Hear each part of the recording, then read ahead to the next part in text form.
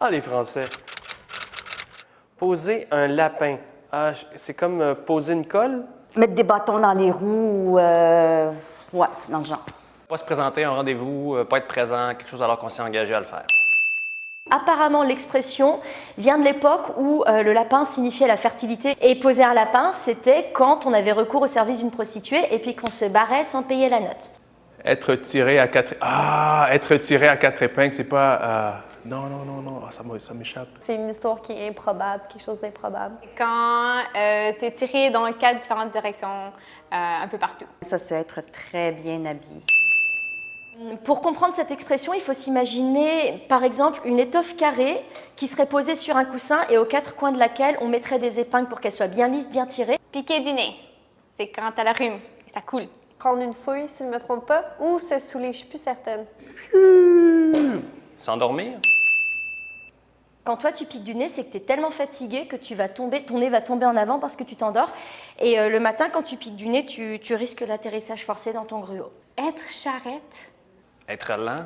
Je pense qu'au Québec, c'est pas une belle expression. Charrette, au Québec, c'est un nom de famille. Alors, ça peut être d'être de la famille Charrette. Une charrette comme les bœufs, là? Ça me semble pas bien, ça. Être charrette signifie être très occupé, désorganisé et très en retard. Et ça vient d'une époque où les étudiants en beaux-arts rendaient leurs œuvres, ils les empilaient dans des charrettes et puis ils les poussaient jusqu'à la salle des rendus. Et tout en poussant la charrette, ils continuaient à fignoler les dessins parce qu'ils étaient tellement charrettes qu'à 10 minutes, en poussant la charrette, ils tentaient encore. Se mettre la rate au courbouillon. C'est une expression d'alcool, ça aussi? Arrêtez de rire? Non. Même les Français ici, chez Koweït, n'utilisent jamais ces expressions-là, alors je sais pas. Ça veut dire se rendre malade d'inquiétude. Donc finalement, c'est comme si tu brûles à petit feu, quoi. C'est vraiment, tu souffres énormément. C'est comme si ta rate était dans un courbouillon puis cuisait lentement, quoi. Tellement t'es mal. Avoir le cul bordé de nouilles. T'as mangé quelque chose et ça va pas bien. OK, alors je suis assis, j'ai des nouilles autour du postérieur. Qu'est-ce que ça donne comme feeling? Tu devrais peut-être aller voir un médecin. C'est, je pense, être très chanceux.